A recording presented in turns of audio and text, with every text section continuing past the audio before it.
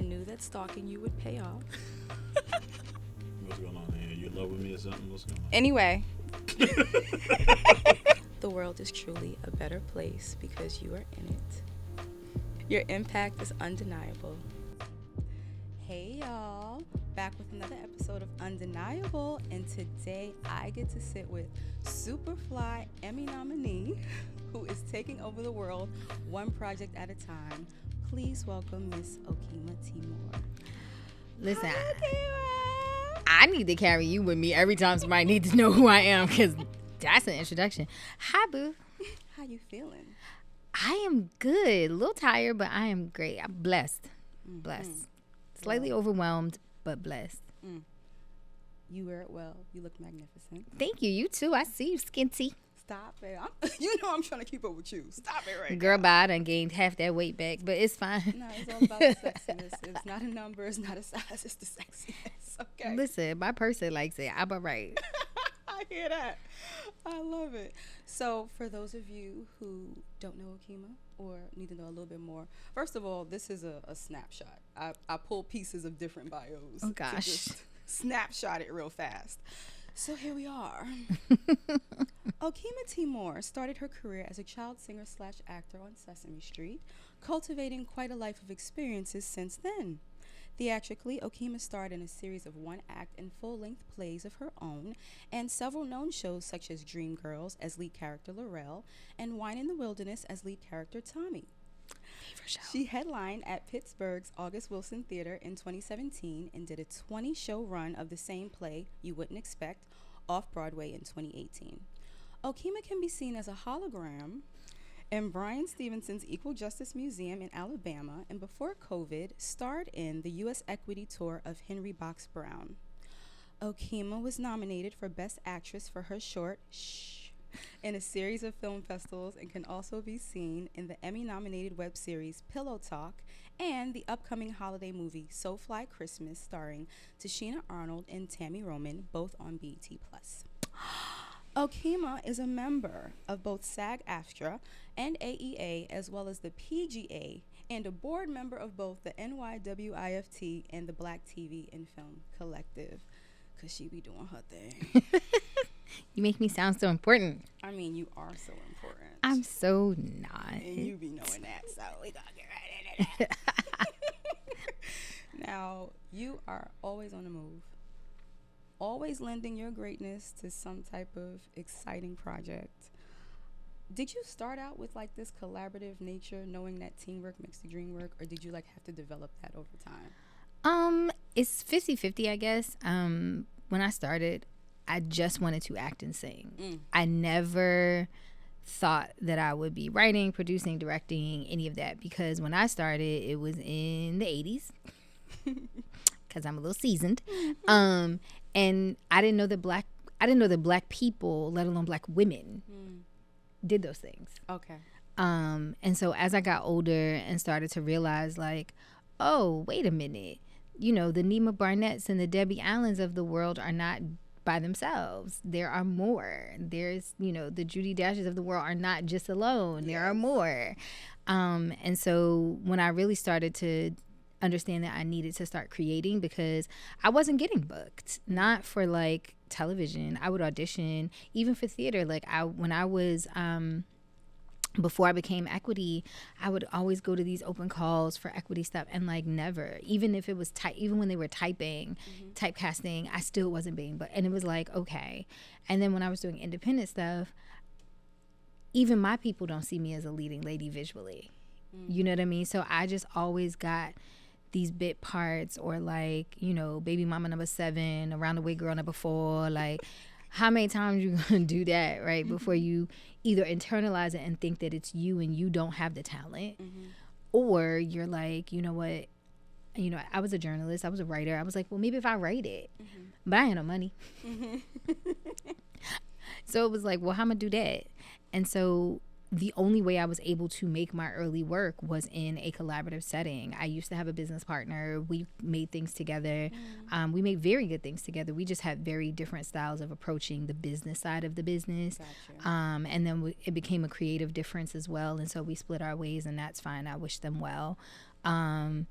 But initially I was getting partners because I was insecure and didn't really see myself as valuable or talented, but I noticed that in a lot of these partnerships I was doing a lion's share of the work.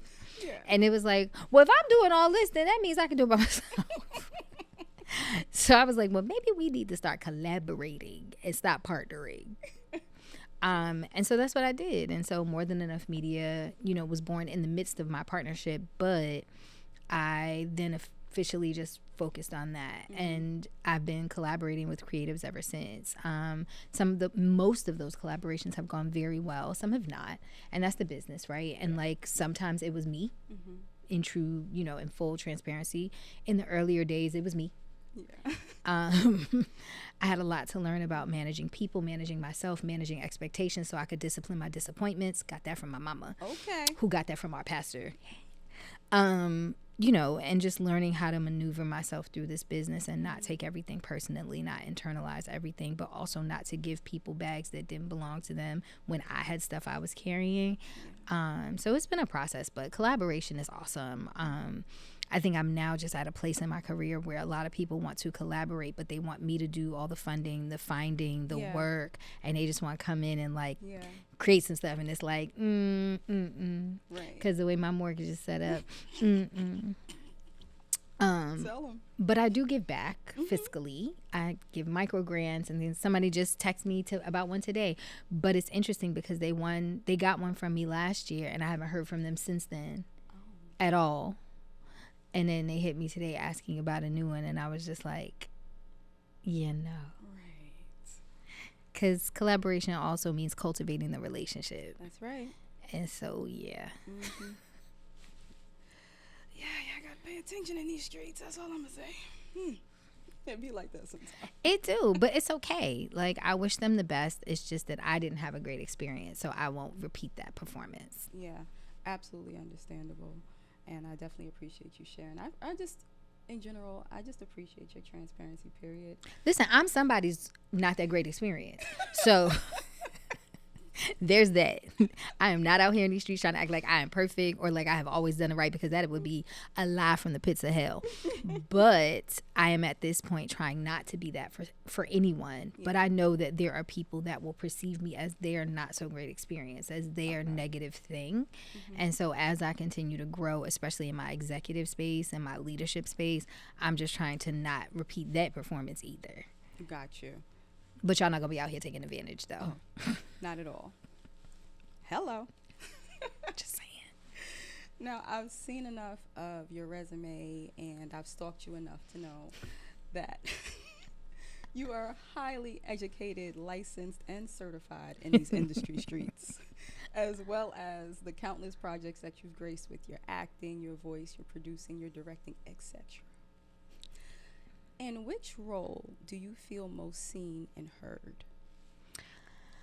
Ooh, that's a good question. Nobody's ever asked me that. As an actor, it's funny.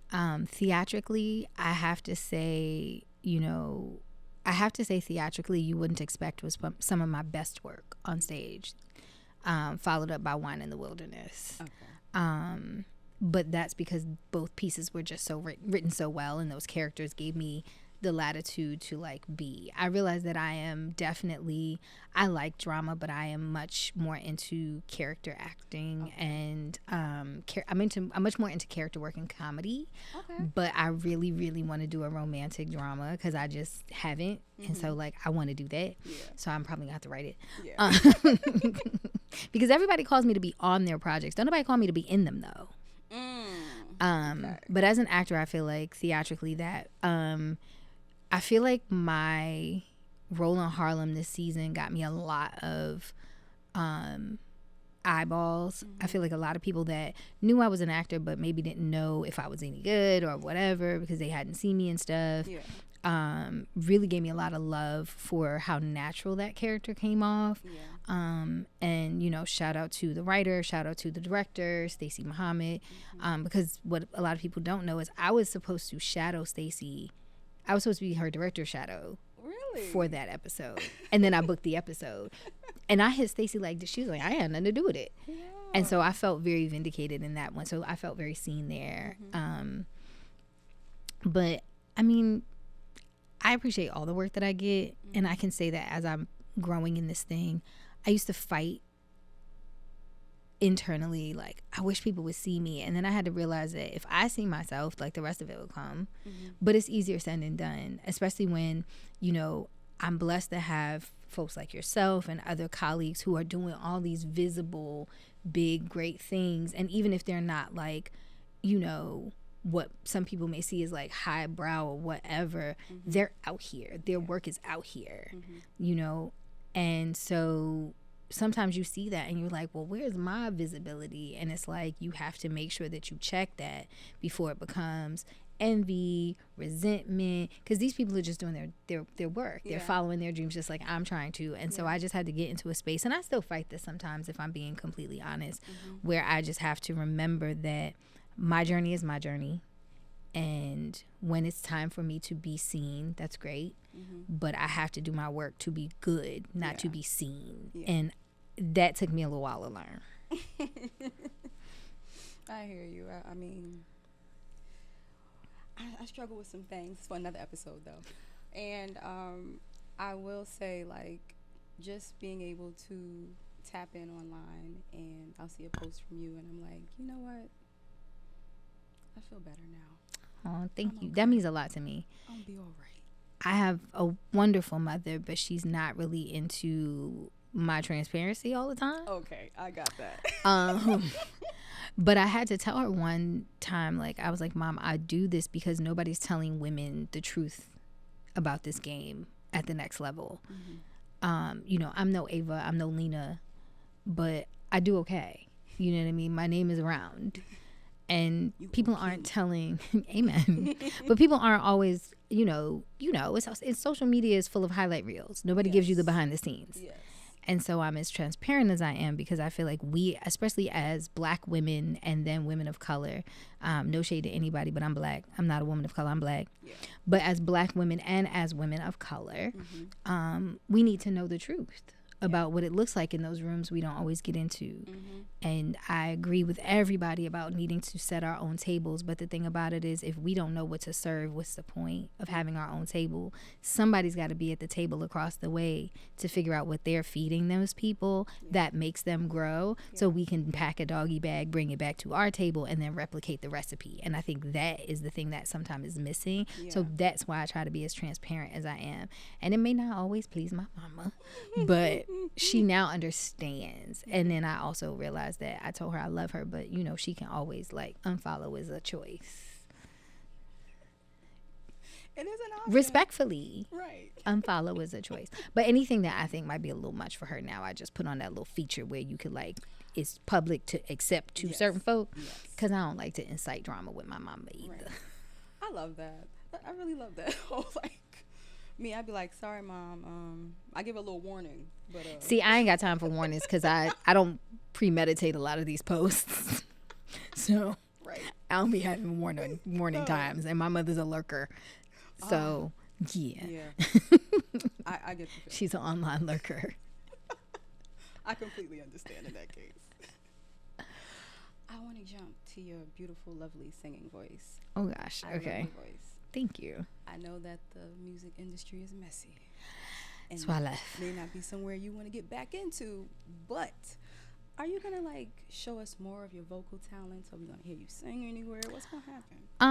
I think that I've gotten to a place where I'm very content to use my voice for my work when I need to. Okay.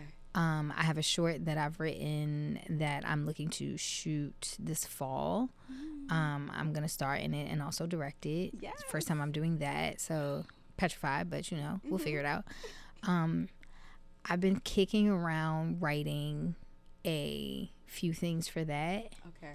Or using some of my former stuff for that. But yeah, I use my voice when I want to, when I need to.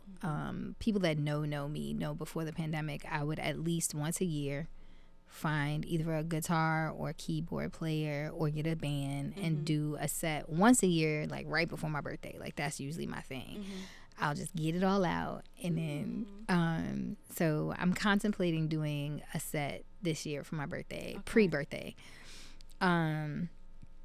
Excuse me. But yeah, I mean, I plan to definitely, I miss music. Okay. I miss performing. I just don't miss the music business. And at this point with this new, like I had my first deal in 95. Okay. That was a long time ago. With Tamar's ex-husband Vincent Herbert and Gladys Knight's ex-husband Barry Hankerson. Yeah.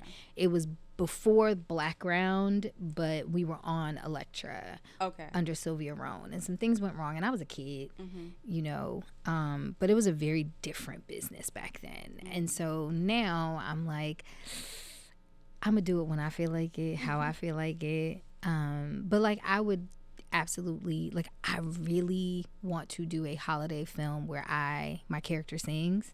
Like that is like a goal for 2024. Oh, I love that. I don't know who out there got holiday movies, but if you need an actor / singer, I'm here. She right there. I'm here. But yeah, so like that's it. I haven't done musical theater in a while, and actually with everything I have going on, I just don't have the bandwidth to do that process right now.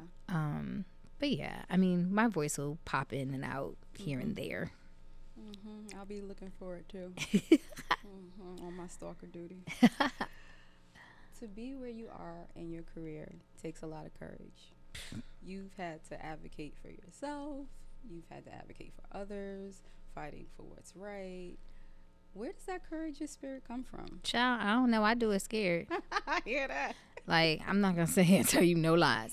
I do it scared. I think the courage comes from the people around me that love me, that make me do it scared. Yeah. But my whole thing now is do it scared if I must, but I cannot do it afraid or in fear. Okay. You know, everybody has their belief system in space. I am a Christian, non-denominational and non-traditional, but I do know the word, and I know that God did not give me a spirit of fear. Gotcha. So I have to give the power and the strong mind that he gave me the opportunity to be that. And that is, if I need to do it scared or afraid, you know, if I need to do it scared, then I can, and I will. And sometimes that means I'm a fall. Sometimes that means I'm a fail. Yeah. And that's okay. In the moment, it don't be okay. But in reality, in hindsight, in the grand scheme, it's okay. Yeah. At least I tried. If it didn't work out, and if it does work out, then my faith in what I could do was bigger than my fear. You know what I mean? And when I'm really scared, like for real scared, I go with hope. If my faith is a little shaky, I then lean on hope. Okay. Because hope is is kind of the only emotion bigger than fear, aside from faith, right?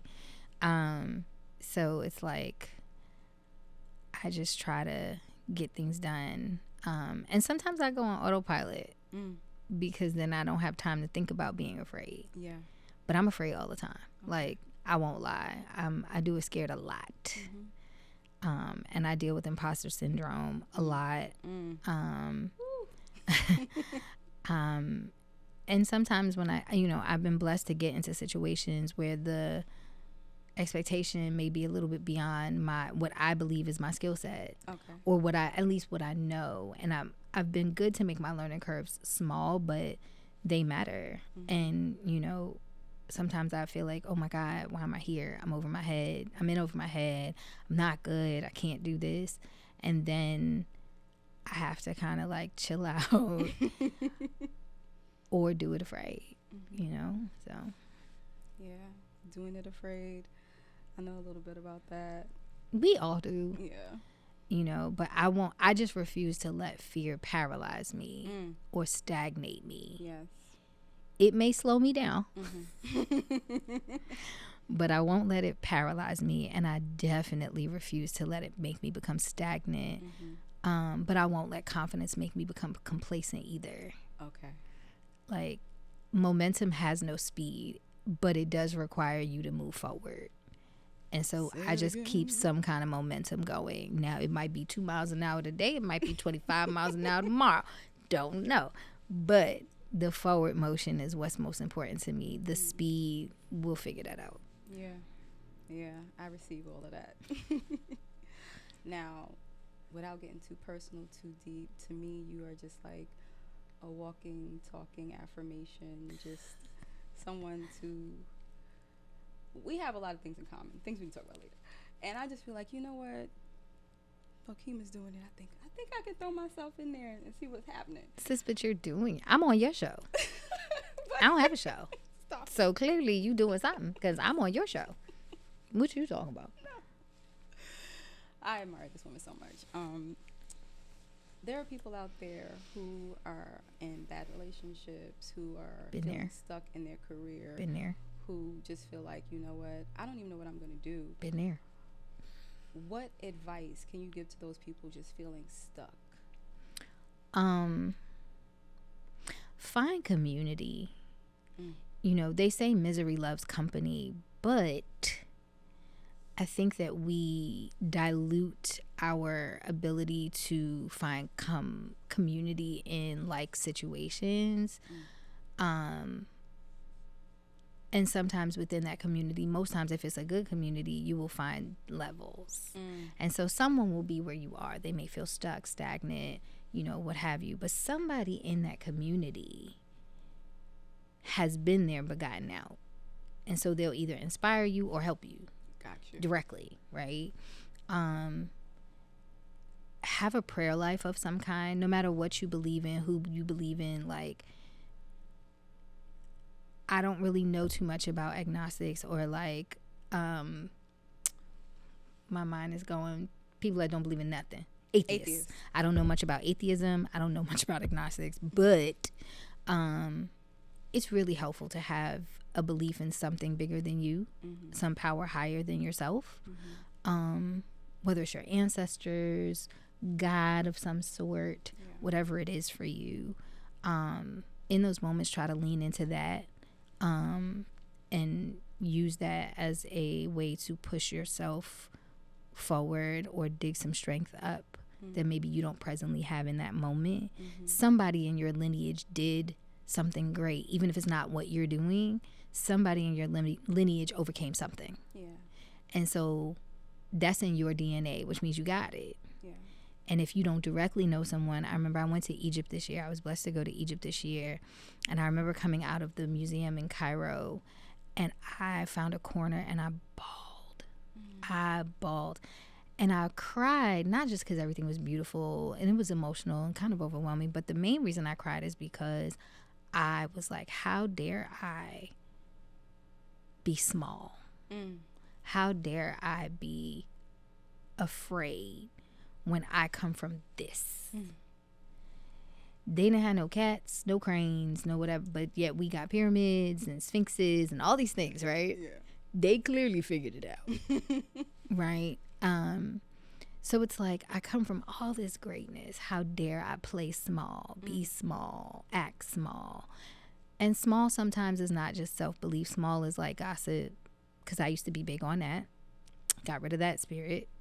Small sometimes is intentional malice, being malicious, you know, taking other people's things, whether it's their IP or their money. Whatever, you know what I mean? There's so many ways to play small. Yeah. And so it's like, how dare we do that when we come from this level of greatness? And so when things are stuck or you find something big, when you feel at your smallest, find something big and take something from that and add a little of that big to your small. And then maybe you be medium and you can move something. You know what I mean? I love that. I received that too. I said for those, but I was talking about myself too. Listen, sometimes sis be me. Yeah. I be like, because sis needs sis be me. Exactly. I get it.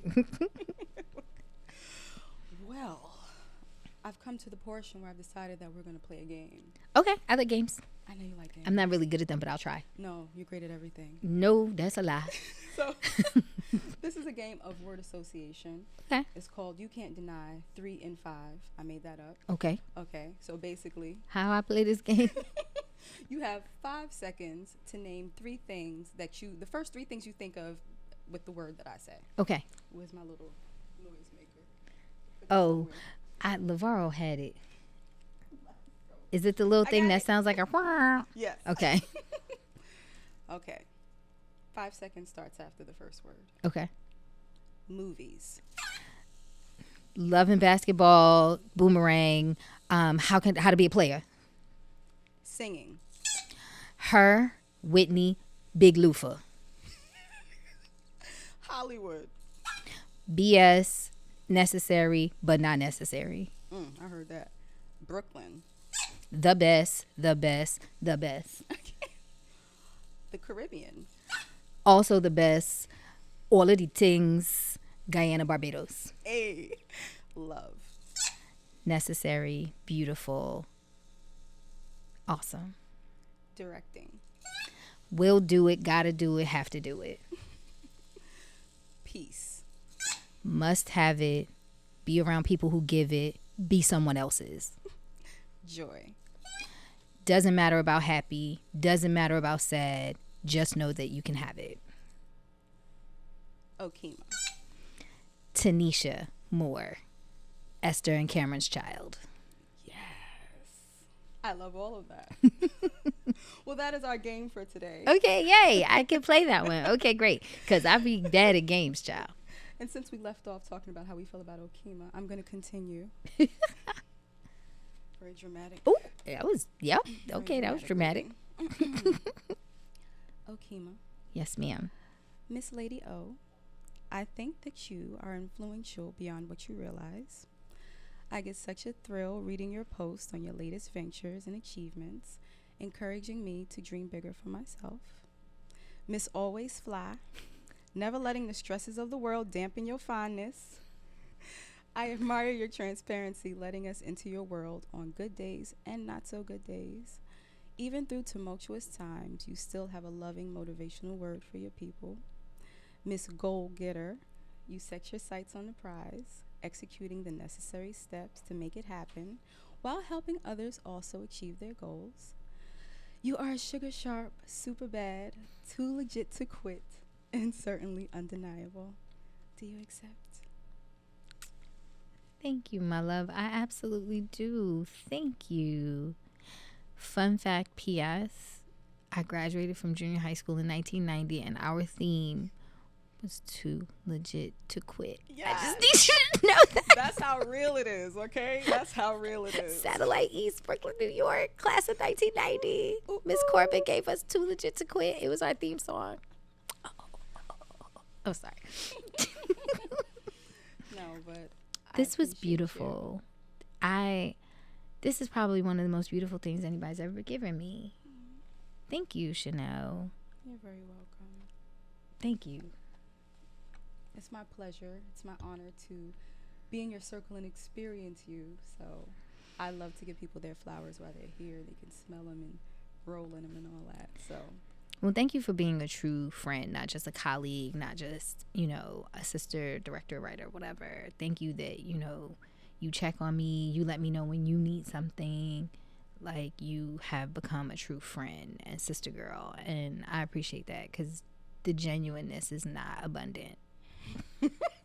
Tell me about it. Girl. But thank you for seeing me on many days when I do not see myself. I appreciate you for that. Oh my gosh, thank you. That means so much to me. And know that I see you too. I mean, I know you know that, but like out loud on your own show, I'm gonna tell you. I'm so proud of you.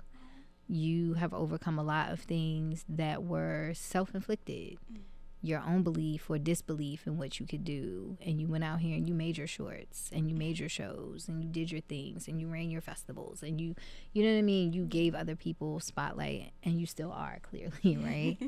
And that is the work of a leader. Leadership is service if you're doing it right. And so thank you for serving the community in the ways that you do, because it's necessary and it's needed. And I'm here for whatever you need from me. And if I can't do it, I'll be honest about that. Yeah. But I'll figure out who can. And I appreciate that from the bottom of my heart. More than you'll ever know. All the love fest. Okay, Okema, please tell people how they can find you, where they can see your stuff, all that good stuff. All my social media is just my name. Simple. Okema T Moore. So on Instagram, Facebook, Sometimes I'm on Twitter. I refuse to call that thing X. Right? At Okema T Moore, Okema T like Tom, Moore with 2 O's. And I promote my work there. I don't always remember to put stuff up, but you'll find most of my stuff there. Or you can check me out on LinkedIn or IMDb, and you can see some of my work, resume, yada yada. All that good stuff, all the goodness that she has going on with her. I so appreciate you being here. Absolutely my pleasure having you. Thank you. Absolutely my pleasure having you in my life, actually. So Ditto. just thank you. Thank all of you for watching, for tuning in, for getting in on this chit chat that we had. Until next time, it's been undeniable. Later. I want to say a few things about happiness. I never really considered myself to be a happy person. I used to really focus on the negative and always expect things to go wrong. And it wasn't until I learned that happiness is a choice that I began to really appreciate life more. Yes, we're going to all have moments where we're upset, going through ups and downs, and you have to work through that. But even in those times, you have the option to be happy. At the end of the day, happiness is for you and no one else. So take care of you. Thanks for being here. Later.